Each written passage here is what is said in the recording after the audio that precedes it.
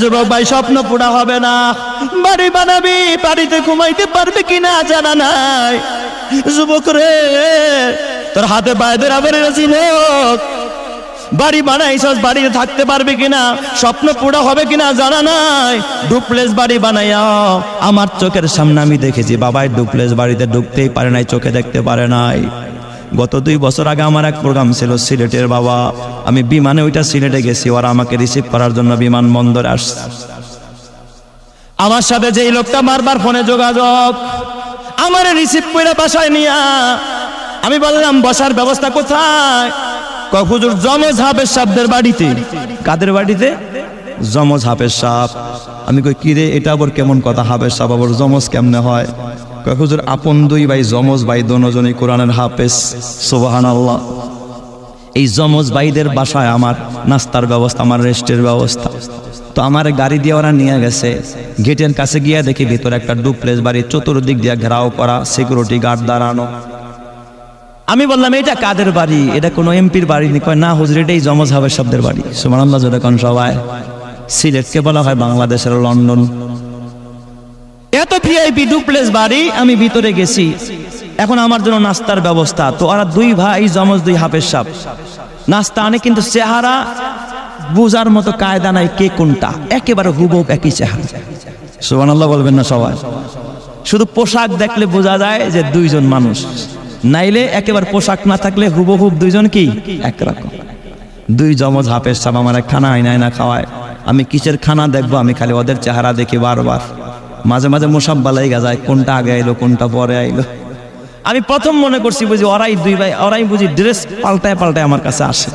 পরে খেয়াল করে দেখলাম যে না, 2 জন আলাদা আলাদা। নাস্তা দিয়া 2 ভাই বসছে, আবার একটা হাত পাখা পারে না যে কলিজা কাইটা দিয়া দেয় আর কি। নাস্তা খাচ্ছি আর একটু খোঁজ খবর নিচ্ছি। বাবা তুমি কি করো? হুজুর আমরা 2 ভাই কোরআনের হাফেজ, আমরা জমজ ভাই, কোরআন শরীফ শেষ করে হেফজ শেষ করে কিতাবখানায় পড়ি আর কি। আমি বললাম বাবা এত সুন্দর বাড়ি করছো মাশাআল্লাহ, তোমার বাবাই কি করে? এই প্রশ্নটা আমার কেন যেন জবান দিয়ে আইসা গেছে। আমি বললাম ও হাফেজ সাহেব, তোমার বাবা কি করে? এই কথাটা বলার সঙ্গে সঙ্গে দেখি ওরা 2 ভাই হাউমাউ করে বাচ্চাদের মতো কেঁদে দিয়েছে। আমি কই ব্যাপারটা কি? হঠাৎ করে প্রশ্ন করলাম বাবা কি করে? কান্নার তো কিছু বললাম না, কাঁদতেছো কেন বলো হাফেজ সাহেব? ওরা 2 ভাই হাউমাউ করে কান্দে। আমার ডাক দিয়া কয় ওস্তাদ কি বলবো দুঃখের কথা, বাবার কথা মনে পড়লে আর কলিজায় পানি থাকে না। আমি বললাম কেন রে বাবা? ও হাফেজ সাহেবরা আগে বলো তোমাদের 2 ভাইয়ের নাম কি? বড় ভাই কয় হুজুর আমার নাম রাখছে আমার বাবা, বড় শখ করে, আমার বাবাও একজন হাফেজে কোরআন, আমার বাবা বড় শখ করে আমার নাম রাখছে আবু বকর। আমার ছোট ভাইয়ের নাম রাখছে আমার বাবা বড় শখ করে ওমর। আবু বকর এবং ওমর 2 ভাই দুজন হাফেজে কোরআন। তোমার বাবা হাফেজে কোরআন? হ্যাঁ আমার বাবাও হাফেজে কোরআন। হুজুর এই যে যেই মাদ্রাসার মাহফিল আপনি আসছেন, এই মাদ্রাসার প্রতিষ্ঠাতা আমার বাবা, এই মাদ্রাসাটা আমার বাবাই প্রতিষ্ঠা করছে। আমি বললাম তোমার তো খুশনসিব, বাবাও হাফেজ, তোমরা 2 বাবাও হাফেজ, বাবাই মাদ্রাসা প্রতিষ্ঠা করছে আর ওই মাদ্রাসার মাহফিল, এর থেকে আর সৌভাগ্য কার হয়, কপাল কার হয়? ছেলে 2টা হাউমাউ করে কাঁদে। কয় হুজুর সব ঠিক আছে, কিন্তু দিল তো শান্তি হয় না, দিল রে বুঝ দিতে পারি না। আমি বললাম আবু বকর কি হয়েছে বলো?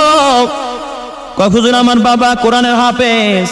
আজ থেকে বাবা প্রায় 25-26 বছর আগে আমার বাবা কাতারে যায়। এই যা সম্পদ দেখেন, ডুপ্লেক্স বাড়ি দেখেন, আমার বাবা 25 বছরে মাত্র 10-11 বছর আগে একবার বাংলাদেশে আসছিল। হুজুর বিদেশ থেকে আমার বাবা লক্ষ লক্ষ কোটি কোটি টাকা পাঠাইছে, মাদ্রাসা বানাইছে, জায়গা নিয়েছে, ডুপ্লেক্স বাড়ি করাইছে লোক দিয়া। হুজুর আমার বাবা বড় স্বপ্ন, আমাদেরকে হাফেজে কোরআন বানাবে, বড় আলেম বানাবে। আমার বাবার স্বপ্ন আমাদেরকে বড় আল্লাহওয়ালা বানাবে, এটা আমার বাবার স্বপ্ন। হুজুর এই মাহফিলের যত খরচ আছে সব আমার বাবা গত 10-12 দিন আগে সব টাকা পাঠাইয়া দিছে সেই কাতার থেকে। আমি বললাম আগে বলো তোমার বাবা এখন কোথায়?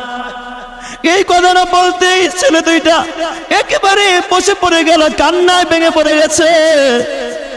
কয় হুজুর এই মাহফিলের ডেট আমার বাবা কাতার থেকে দিয়েছে, এই মাহফিল আমার বাবাই করাইতে চাইছিল, আমার বাবার সভাপতিত্বে এই মাহফিলটা হওয়ার কথা, কিন্তু হুজুর গত এক সপ্তাহ আগে আমার বাবা বাংলাদেশ আসার কথা টিকিট করে রাখছে, সব ওকে হয়ে গেছে। আমার একদিন ফোন দিয়া জিজ্ঞাসা, বাবা আবু বকর তোমার জন্য আমি কি আনবো, তোমার ওস্তাদ হাফেজ সাহেবের জন্য আমি কি আনবো, ও বাবা আবু বকর তোমার ছোট ভাই ওমরের কি লাগবে, সব খবর নিছে। আমার মায়ের জন্য মার্কেট করছে, আমার জন্য করছে, আমার ছোট্ট একটা বোন ওর জন্য মার্কেট করেছে।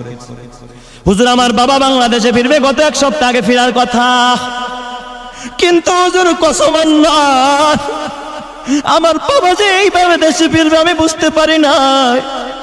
যেই বাবা সারা জনম 25টি বছর পর্যন্ত বিদেশের বাড়ি মা দেখে নাই, বাবা দেখে নাই, সন্তান দেখে নাই, আমাদেরকে দেখে নাই, আমার মায়ের সাথে দেখা নাই, আমার বাবা কত যে ফোনের মধ্যে ফোন দিয়া চোখের পানি জড়াইছে আমাদের জন্য। হুজুর আমার বাবা কত স্বপ্ন, বাড়িটা উৎপাদন করবে। হুজুর আপনি প্রধান বক্তা, আমার বাবা বলেছে আপনারে দিয়া বাড়িটা উদ্বোধন করাবে। আমার বাবার বড় স্বপ্ন এই বাড়িটা আইসা, আমার বাবাই নিয়ত করছে আর বিদেশে যাবে না, কিন্তু আমার বাবাই যে লাশ হয়ে ফিরবে আমরা ভাবতেও পারি না। এ যুবক ভাই, কখন যেন তোর জীবনটা থমকে দাঁড়ায় যায়, কখন যেন তুই কবরের বাসিন্দা হয়ে যাচ্ছে। যুবক দেখোস না, বড় ভাইয়ের কাঁধে ছোট ভাইয়ের লাশ, দাদার কাঁধে নাদির লাশ, স্বামীর কাঁধে স্ত্রীর লাশ। এ যুবক তোর কি নজরে পড়ে না? এ আমার বাবা অসুস্থ বাবারে দেখতে আইসা ছেলে মাঝখানে রাস্তায় অ্যাক্সিডেন্ট করে লাশ হয়ে গেছে। এ যুবক ভাই তোর কি বুঝে আসে না রে? কখন যেন এই দেহ থেকে রূহটা বের হয়ে যায়, কখন যেন মারা লাশ হয়ে তুই কবরের বাসিন্দা হয়ে যাস রে যুবক।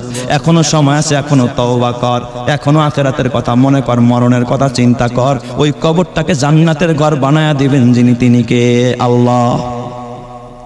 আমি বললাম আবু বকর কি হয়েছে, ঘটনা আমারে খুলে কও। জমজ দুইজন হাফেজে কোরআন আমারে ডাক দিয়া কান্দতে কান্দতে ওস্তাদ আমার বাবার মার্কেট কমপ্লিট, হুজুর ভিডিও করে দেখেন, এই যে কিছু স্ক্রিনশট আমরা রেখে দিছি, আমার বাবা আপনার জন্য একটা গিফট কিনেছিল। আমার বাবা হুজুর প্রধান বক্তার উদ্বোধনের দিন আপনাকে একটা গিফট দিব, আমার বাবা আপনার জন্য একটা আবা কিনেছে। হুজুর শোনেন, আমার বাবা আমার ওস্তাদদের জন্য গিফট নিয়েছে। হুজুর কিন্তু বড় দুঃখের বিষয়, যেদিন সকালবেলা আমার বাবার 10টা বাজে বিমানে ওঠার কথা, ওই রাতে আমার বাবা ঘুমায়, সকাল 10টায় আমার বাবা বিমানে উঠবে, রাত্রেও 10টা 11টা পর্যন্ত আমার বাবার সাথে ফোনে কথা হয়। কত আনন্দ! আগামীকাল বাবা আসলে কত কল্পনা করছি যে বাবার গলাটা ধরে বাবার কপালে একটা চুমা দিব। যেই বাবা এত কষ্ট করেছে আমাদের জন্য, হুজুর আমাদের বাড়ি এত সুন্দর ছিল না। আমার বাবা মাথার ঘাম পায়ে ফেলা এই ডুপ্লেক্স বাড়িটা করছে, আমার বাবাই মাদ্রাসা বানায়। এলাকায় এমন কোন গরিব নাই যে গরিবরা আমার বাবাই দান করে নাই। হুজুর এলাকার গরিব মানুষও খুশি হয়েছিল আমার বাবার। আমার বাবার কত স্বপ্ন, গরিবদের জন্য আমার বাবা গিফট নিয়ে আসার কথা। আমার বাবা অনেক রকম হরেক রকমের গিফট কিনেছে। আমার বাবা 11 বছর পরে দেশে আসার কথা, আমার মাও অপেক্ষায় ছিল আমার বাবা দেশে ফিরে। রাতের বেলা 10টা বাজে 11টা বাজে আমার মা আমার বাবার সাথে কথা বলে, কিন্তু সকালবেলা আমরা ঘুম থেকে উঠা আমার বাবার সাথে কথা বলতে চাইলাম, কন্টাক্ট করতে চাইলাম, দেখি আমার বাবা ফ্লাইটে উঠছে কিনা, বিমানে উঠছে কিনা, কিন্তু সকাল থেকে ফোন দেই, ফোন বাজে, কিন্তু আমার বাবা তো কল রিসিভ করে না। আমার বাবা তো কল রিসিভ করে না। এ আমার বাজার আল্লাহর কুরআন বলে,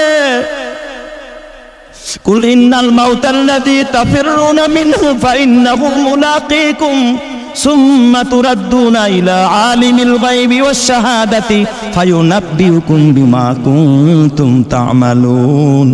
এ যুবক, মরণ থেকে তুই যতই পালায়া বেড়াস, মরণ থেকে পালাইতে পারবি না। মরণ তোরে ধরে বসবে, তোর স্বপ্ন পুরো হইতে দিবে না। এই দুনিয়া স্বপ্ন পূরণের জায়গা না। কারণ পারে নাই, ফেরাউন পারে নাই, হামান পারে নাই, সাদ্দাত পারে নাই। বাবা তুইও পারবি না, আমিও পারবো না। এই গাড়ি বাড়ি কিচ্ছু না, এগুলো চোখের ধোঁকা। এই সম্পদ হলে চোখের ধোঁকা। আখিরাতের চিন্তা কর, মরতে দেরি হবে, আমার আল্লাহ তোরে জান্নাতের বিছানা বিছাইতে দেরি করবে না। জোরে কোন সুবহানাল্লাহ। হুজুর সকালবেলা আমি চেষ্টা করলাম, আমার মা চেষ্টা করলো, বারবার ফোনে লক করতেছি, কিন্তু কল বাজে, বাবাই তো কল রিসিভ করে না। আমার বাবা এক রুমে ঘুমাইতো, কিন্তু আমার এলাকার আরেক চাচা, আমাদের আঙ্কেল হুজুর, ওই চাচা আমার বাবারে এয়ারপোর্টে আগায়া দেওয়ার কথা। সকাল 8টার দিকে ওই চাচারে আমরা ফোন দেই। চাচারে ফোন দিয়া বললাম, আঙ্কেল আপনি কি বাবার কাছে গেছেন নাকি? কয় না, যাচ্ছি, আর কয়েক মিনিট লাগবে তোমার বাবার কাছে যাইতে। আমরা ফোন দিয়া বললাম, আঙ্কেল বাবারে অনেকবার কল দিতেছি, বাবাই তো ফোন রিসিভ করে না, বাবাই রাগ করলো নাকি? বাবা কি আমাদের সাথে অভিমান করলো কিনা? আঙ্কেল একটু দেখেন, বাবারে বুঝায় বলেন বাবা রাগ করলো কিনা, বাবা কেন ফোন রিসিভ করে না? কয় হুজুর আমাদের আঙ্কেল কিছুক্ষণ পর দরজার সামনে গিয়া দেখে দরজা ভিতর থেকে লক করা, খোলার মতো কোনো কায়দা নাই। আঙ্কেল বলতেছে আমি বারবার নক করতেছি, ভিডিও কলে আমাদেরকে দেখাচ্ছে দরজা নক করে কিন্তু জানলা বন্ধ, দরজা বন্ধ, ভিতরে এসি চলে, দরজা খুলে না, ফোন বাজে, ফোন রিসিভ করে না। বাড়ি ডাইকা বলা হলো, দেখেন তো ঘরে কি হলো, ঘরের মানুষটা কেন দরজা খুলে না? তিনি পুলিশকে কল করলেন, পুলিশ আইসা দরজা খুলে দেখে আমার বাবা এই জায়গার মধ্যে টান টান হয়ে শুয়ে আছে। আমার বাবা ইন্তেকাল করেছে, আমার বাবা ইন্তেকাল করেছে, পাশেই তার গাঁটটিগুলো বাঁধা। দেশে আসবে, সন্তান দেখবে, বাবা দেখবে, মা দেখবে, বিবির কাছে আসবে। 25 বছরের সাধনা, ডুপ্লেক্স বাড়ি করলো, কিন্তু আমার বাবার তার বাড়ি দেখা হলো না। হুজুরের পরে 2 দিন পর আমার বাবার মরা দেহ বাংলাদেশে আসছে। হুজুরি মাদ্রাসার পাশে আমার বাবারে দাফন করেছে। এ যুবক ভাই, ও বুড়া বাবা, খবরদার, খবরদার, মরতে হবে, কবরে যাইতে হবে, কিন্তু কি নিয়ে কবরে রওনা করলা? তোমার বাড়ি কাজে আসবে না, গাড়ি কাজে আসবে না, নারী কাজে আসবে না, ব্যবসা কাজে আসবে না, আসবে আখেরাতের ব্যবসা। একটা মসজিদ বানায় কবরে যাও, মাদ্রাসা বানায় কবরে যাও, এখানে যত নেক আমল হবে সমস্ত আমলের সব আল্লাহ তোমার অ্যাকাউন্টে, তোমার কবরে পৌঁছায়া দিবে কে? আর জোরে বলেন না কে? আল্লাহ। এ যুবক, আলেম ওলামা তোমার দুশমন না, মসজিদওয়ালারা তোমার দুশমন না। এই জন্য আল্লাহর কোরআন কয় মাংদাল্লাযী ইউকরিদুল্লাহ করদান হাসানা। কে আসো আমি আল্লাহর ঋণ দিব? আল্লাহ ঋণ চায়? আল্লাহ কি গরিব নাকি যে আল্লাহ ঋণ চায়? তার মানে তোমার টাকা মাদ্রাসায় দিলা মানে আল্লাহ হাতে নিয়ে নিল, আল্লাহর কাছে রাখলা, এটা ফিক্সড ডিপোজিট করে রাখলা। কিয়ামতের ময়দানে, হাসরের ময়দানে তোমার টাকা আল্লাহ তোমার হাতে দিয়া বলবে ইনতালিকু মাগফুরান লাকুম, বান্দা যা, এর বিনিময়ে আমি আল্লাহ তোরে জান্নাত দিয়া দিলাম।